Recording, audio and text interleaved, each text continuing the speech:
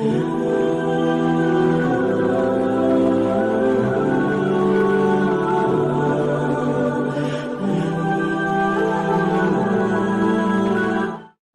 पाक फरमाती हैं, ओ मेरे नबी के गुलामों, मैंने ये रंग भी देखा है कि हुजूर ने इतना खड़े रहे, इतना क़याम किया कि मुकद्दस पैरों में वरम आ गए, सूज गए पैर। हम सैर करने गए तो थक गए, बात अलग है, लेकिन इबादत में ये भी तो मुस्लिम शरीफ है ना, ये भी तो दीन है ना, ये भी तो हुजूर की सुन्नत है, ये भी तो वो चीज है जो करीम की आंखों की ठंडक है। सैयदा फरमाती हैं पैरों में वरम आ गए, सारी रात ही हुजूर ने नमाज पढ़ी और एक ही आयत बार बार दोहराई। मस्जिद नबी में बिलाल हबशी ने फजर की अजान दे दी और हुजूर अभी मुसल्ले पे थे। करीम फारिग हुए, मैंने अर्ज की, या रसूल अल्लाह सल्लल्लाहु अलैहि वसल्लम, आपके तो सदके अल्लाह अगले पिछलों के गुनाह माफ करेगा, तो आप इतनी आहोजारी क्यों फरमाते हैं? आप तो शफी हैं, आप तो अंबिया के इमाम हैं। तो हुजूर ने फरमाया, आयशा तुमने गिनवाया है ना मेरे अल्लाह की मुझ पर कितनी रहमत है। अफला अकूना अब्दन शुकूरा, फरमाया अगर उसने इतनी नेमतें दी हैं तो क्या मैं उसका शुक्रगुजार बंदा ना बनूं? मैं शुक्रगुजार बंदा ना बनूं उसका? फिर अगर इतनी नेमतें उसने दी हैं, मुझे इतना नवाजा है, तो फिर मैं उसके सामने सजदे ना करूं? ओ मेरे भाई, बड़े काबिल फख्र लोग हैं हम कि हम नबी पाक के गुलाम हैं।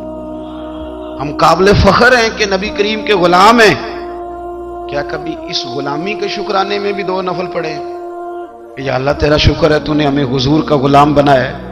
याद रखें कि अपनी रूहानी जिंदगी को आबाद करें, इस्तिगफार पढ़ें, तस्बीहात करें।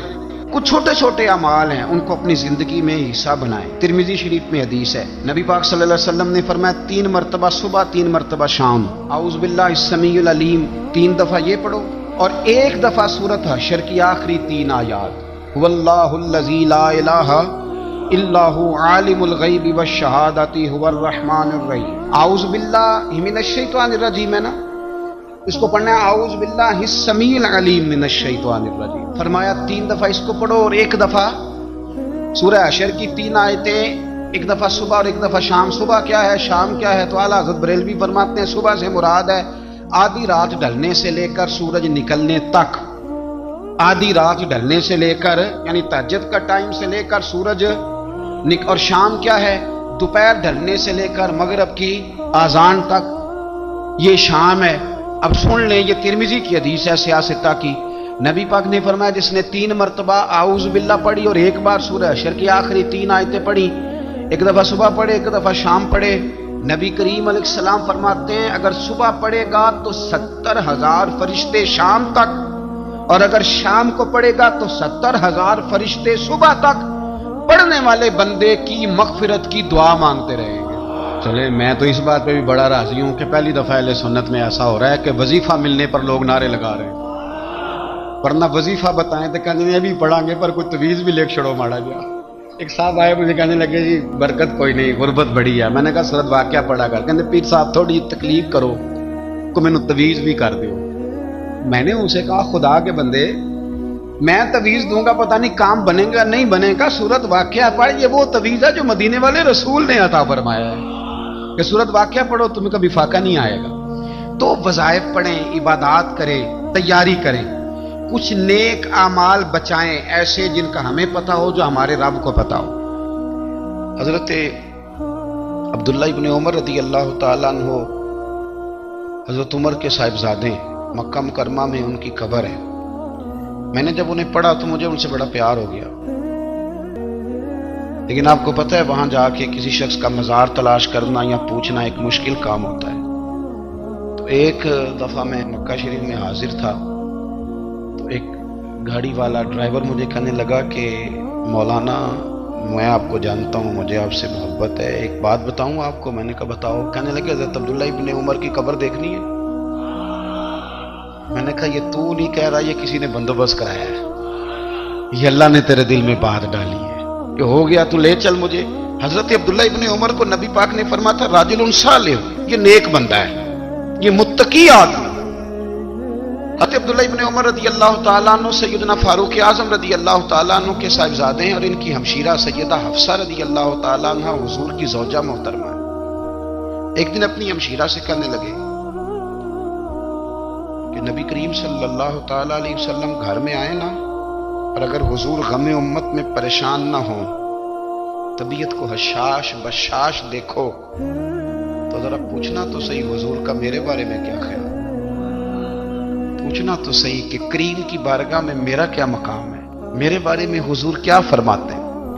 اب بہن کو کام بتائے، اور بتائے بھی بھائی، اور پھر بہن وہ کام نہ کرے، یہ تاریخ میں ہوتا نہیں۔ حضرت عمر فاروق رضی اللہ تعالیٰ عنہ کی صاحبزادی ام المومنین رضی اللہ تعالیٰ عنہ فرماتی ہیں کہ میں تو بس منتظر تھی، انہوں نے تو کہا تھا نا کہ اگر تم حشاش بشاش دیکھو تو بات کرنا، لیکن حضور تشریف لائے، میری باری تھی، میرے گھر تشریف لائے، کھانا پیش کیا تو فوراً میں نے عرض کی حضور ایک بات پوچھنی تھی۔ حضور نے فرمایا پوچھئے۔ میں نے عرض کی حضور میرے بھائی عبداللہ ابن عمر کے بارے میں آپ کا کیا خیال ہے؟ نوجوانوں میری بات پہ غور کرنا، میرے بھائی کے بارے میں آپ کا کیا خیال ہے؟ تو نبی کریم صلی اللہ تعالی علیہ وآلہ وسلم نے میری طرف دیکھا، اور پھر حضور زیر لب تھوڑا مسکرائے، اور بریلی کے امام کہتے ہیں کہ حضور مسکرا دیتے تھے نا تو جو بڑا دکھی ہوتا تھا وہ بھی ہنس پڑتا تھا۔ اب سوال پیدا ہوتا تھا کہ پھر تو اس مسکراہٹ کے لیے انتظار کرنا پڑتا ہوگا کئی مہینے کہ حضور مسکرائیں تو رونے والے ہنسیں، تو اعلیٰ حضرت فرماتے نہیں، انتظار نہیں کرنا پڑتا، یہ مسکراتے رہنا تو حضور کی عادت ہے۔ جس کی تسکین سے روتے ہوئے ہنس پڑے، اس تبسم کی عادت پہ لاکھوں سلام۔ یعنی یہ تو عادت ہے حضور کی مسکراتے رہنا، اس کے لیے انتظار نہیں کرنا پڑتا۔ بھائیو آپ خیال رکھیں گے، غور کریں گے، حضرت عبداللہ ابن عمر رضی اللہ تعالیٰ عنہ کے بارے میں پوچھا تو سیدہ فرماتی ہیں کہ نبی کریم صلی اللہ تعالیٰ علیہ وسلم نہ زیر لب مسکرائے اور فرمایا حفصہ تیرا بھائی ہے تو اچھا، لیکن میں نے سنا ہے کہ عشاء کی نماز پڑھتا ہے تو فجر تک سویا ہی رہتا ہے۔ او نوجوانوں، 10 بجے تک سونے کی بات نہیں ہوئی، 9 بجے تک سونے کی بات نہیں ہوئی، 11 بجے اٹھنے کی بات نہیں۔ حضور فرمانے لگے میں نے سنا ہے کہ عشاء کی نماز پڑھ کے سو جاتا ہے اور فجر تک سویا ہی رہتا ہے، اسے چاہیے کہ تہجد کے وقت اٹھا کرے، اللہ کی بارگاہ میں حاضر ہوا کرے، آہوزاری کرے، سجدے کرے، عبادت کرے، اٹھتا ہے اور فجر میں جا کے اٹھتا ہے۔ حضرت جناب حفصہ رضی اللہ تعالیٰ عنہ کہتی ہے میں نے جناب عبداللہ ابن عمر کو پیغام دیا اور میں نے کہا میرے جوان بھائی سن، نبی پاک نے فرمایا ہے تو اچھا پر تہجد میں نہیں اٹھتا، نفل نہیں پڑھتا۔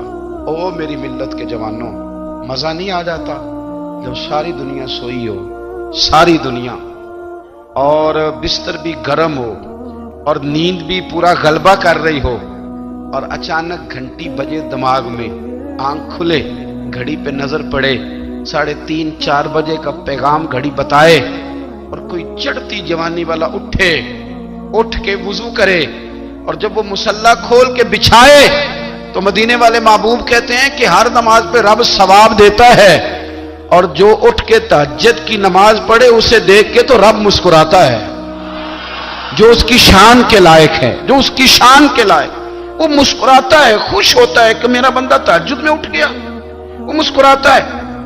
کاش ہماری صبحیں کبھی اپنے مالک کے نام ہو جائیں، کاش کہ صبح حضرت ابو الحسن رحمۃ اللہ تعالی علیہ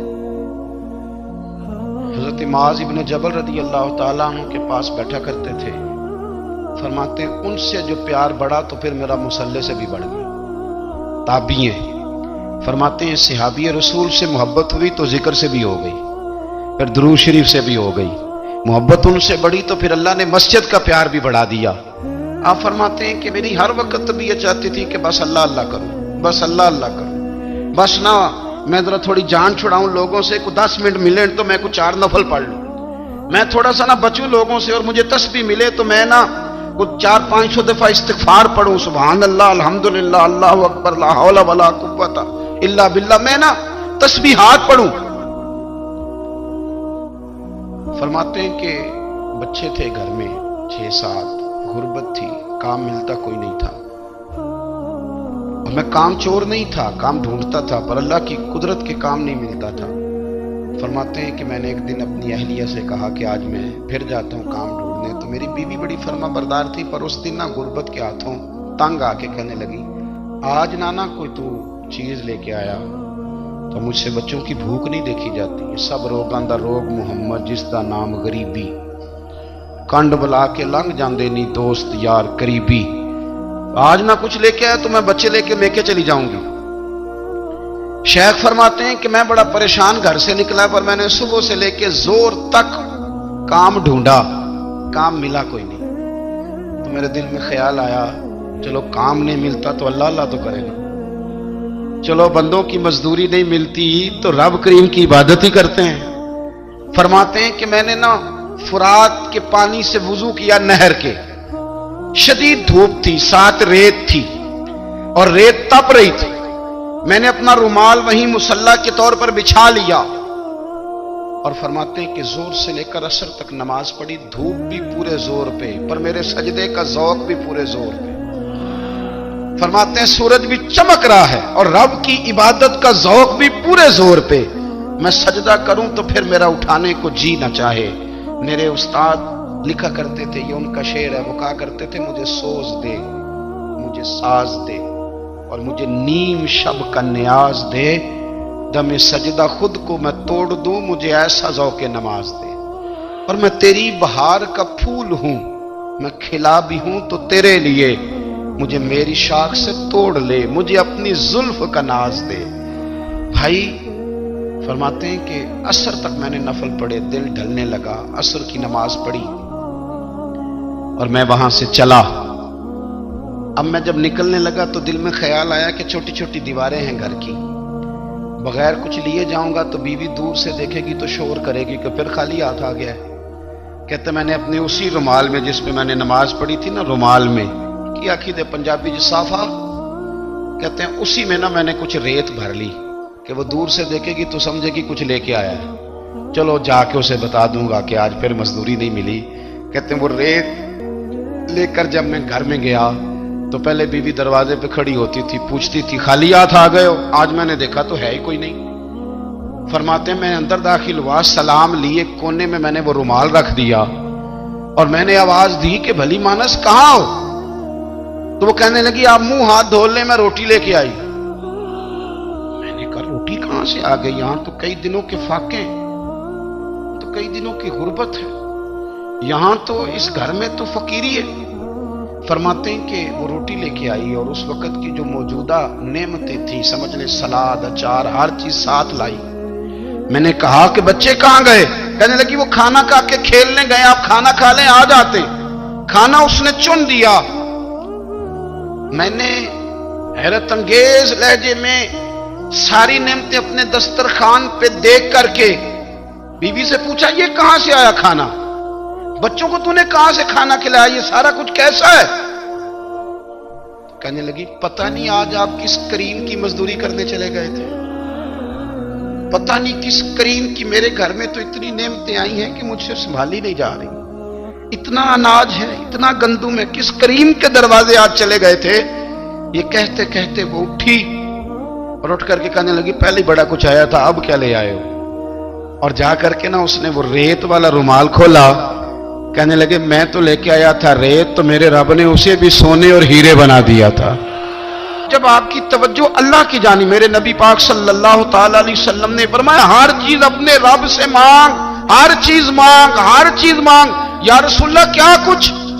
میرے محبوب نے فرمایا تیرے گھر میں نمک بھی ختم ہو جائے تو وہ بھی اپنے رب سے مانگا کر، تو مانگنا وہ تجھے دے گا، تو اس کی بارگاہ میں کشکول طلب دراز تو کرنا۔ اور ترمذی شریف میں عجیب لفظ ہیں، رسول کائنات نے فرمایا، رب کریم فرماتا ہے جب میرا بندہ ہاتھ اٹھاتا ہے نا تو مجھے حیا آتی ہے کہ میں خالی کیسے لوٹا دوں اس کے۔ اتنے بڑے بادشاہ کی بارگاہ میں، او بھائی لوگوں سے عزتیں تلاش کرتے ہو تو وہ کیا تمہیں عزت دیں گے؟ وہ تو کل اچھا کہتے ہیں پرسوں برا کہنے لگ جاتے ہیں۔ لوگوں کے سامنے گڈ بک میں آنا چاہو گے تو وہ تو سویرے تمہارے بارے میں کچھ کہیں گے، شام کچھ اور کہیں گے۔ اپنی روحانی زندگی آباد کریں، اپنے مسلح کو وقت دیں اور دنیا سے چھپ کر اس موبائل کو بند کر کے اور اپنے آپ سے بھی چھپ کے اور تنہا ہو کے چھپا کے سارا کچھ اپنے آنسو اپنے رب کی بارگاہ میں پیش کریں، اس کے حضور حاضری دیں۔ سنو نا ترمذی کی حدیث، اور اسے یاد رکھنا، نبی پاک علیہ السلام نے فرمایا اپنے دکھ لوگوں کے سامنے نہ بیان کرنا، سیٹھوں نوابوں کو نہ بتاتے پھرنا، دنیا داروں کے سامنے جا کے نہ رونا کہ میں تکلیف میں ہوں۔ فرمایا اگر دنیا داروں کو دکھ بتاؤ گے رب تمہیں کبھی غنی نہیں کرے گا، اور لوگ ہیں کہ الٹا مذاق اڑائیں گے۔ آپ کی جس سے بڑی پکی یاری ہے نا، پکی، وہ تب تک پکی ہے جب تک آپ نے 50,000 مانگا نہیں، اور جس وقت آپ نے کہہ دیا کہ میں مجبور ہوں میری مدد کر، تو پھر ختم ہو گئی دوستی۔ لوگوں کے تعلقات آپ کے ساتھ تب تک ہیں جب تک آپ ان سے کوئی ضرورت وابستہ نہیں کرتے۔ کریم محبوب فرمانے لگے بندوں کے سامنے دکھ نہ بیان کرنا، اللہ تجھے کبھی غنی نہیں کرے گا۔ تو اپنے دکھ اپنے رب کو بتا، تو دعائیں مانگ، تو اس کی بارگاہ میں حاضر ہو، تو اس کے حضور عرض کر۔ فرمایا اپنے دکھ اپنے رب کو بتا، وہ جلدی کرے یا دیر سے کرے تجھے ساری دنیا سے بے نیاز کر دے گا، تجھے کسی کا محتاج نہیں رہنے دے گا۔ اپنے مسلح کو، اپنی دعاؤں، ایک بزرگ فرماتے ہیں میں نے دعا مانگنے کا طریقہ اپنی بیوی سے سیکھا۔ دعا مانگنے کا طریقہ اپنی، سیکھنے والے تو اپنے بچوں سے بھی سیکھ لیتے ہیں، سیکھنے والے تو ہر ایک سے سیکھتے ہیں۔ وہ کہتے ہیں میں نے دعا مانگنے کا سلیقہ اپنی بیوی سے سیکھا ہے۔ حضرت وہ کس طرح؟ فرمانے لگے میری بیوی نے نا مجھے کوئی کام بتایا، کچھ پیسوں کی ضرورت کے لیے کہا، تو میں نے اسے کہا کہ بھئی ابھی میرے پاس نہیں ہے، کچھ دنوں میں آتے ہیں تو میں دے دوں گا۔ عورتوں کی عادت ہوتی ہے وہ بار بار یاد کراتی ہیں، 2-4 دنوں کے بعد پھر اس نے کہا حضرت وہ میں نے کہا تھا کچھ پیسے، میں نے اسے کہا کہ ابھی میرے پاس نہیں ہے، کچھ دنوں میں ملتے ہیں تو میں تمہیں دے دوں گا۔ اس نے کچھ دنوں کے بعد پھر کہا حضور وہ میں نے کچھ پیسے کہے تھے۔ فرماتے میں نے ڈانٹ دیا، میں نے کہا کہ کیا تو روز مجھے شرمندہ کرتی ہے، کہا نا میرے پاس نہیں ہے، ہوں گے تو دے دوں گا، تو روز یاد کراتی ہے۔ فرماتے اس نے پہلے تو میری ڈانٹ کو سہا، پھر میرے سخت جملوں نے اس کی آنکھوں میں آنسو پیدا کر دیے، پھر اس نے اپنے آنچل میں اپنے اس دکھ کو سمیٹا، اور پھر اس نے ایک جملہ کہا تو میں رو پڑا، اور مجھے اپنے رب سے مانگنے کا طریقہ آ گیا۔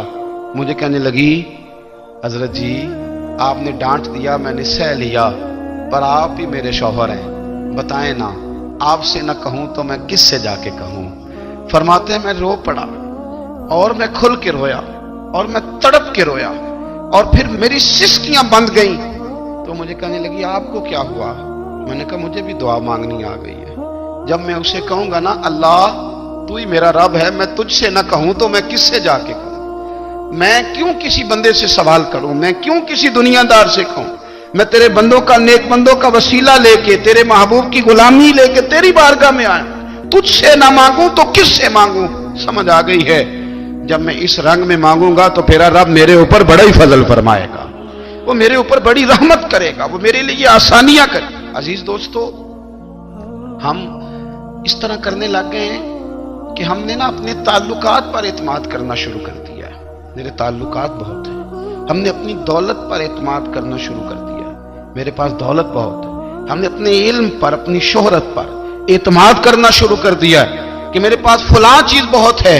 یاد رکھنا جب بے نیاز اپنی صفت بے نیازی دکھاتا ہے تو بڑی بڑی دولتوں والے مجبور نظر آتے ہیں۔ بھائیو جب انسان کا رشتہ اپنے مالک کے ساتھ ہوتا ہے پھر تو غم بھی کچھ نہیں کہتے، پریشانیاں بھی کچھ نہیں کہتی، پھر تو زندگی صبر والی، پھر تو زندگی توکل والی، پھر تو زندگی بھروسے والی، پھر انسان اپنے آپ کو رسوا نہیں کرتا، دنیا داروں سے امیدیں اس کی ختم ہو جاتی، امیدیں اللہ رسول سے لگا لیتا ہے، مضبوط ہو جاتا ہے، مضبوط، طاقتور ہو جاتا ہے، خوددار ہو جاتا ہے، باوقار باعزت ہو جاتا ہے۔ حضرت بہلول دانا رحمت اللہ علیہ بیٹھے تھے تو ہارون رشید حج کر کے آ رہا تھا، تو رستے میں حضرت شیخ سے ملاقات ہو گئی تو السلام علیکم کے بعد کہنے لگا حضور کوئی حکم ہو تو بتائیے گا۔ تو حضرت بہلول دانا فرمانے لگے تیرا رب کون ہے؟ اس نے کہا اللہ۔ تو فرمایا میرا کون ہے؟ کہا اللہ۔ فرمانے لگے تو بڑا ہی بیوقوف ہے، کیا تو یہ سمجھتا ہے کہ رب ہارون رشید کو تو دے گا اور بہلول دانا کو بھول جائے گا؟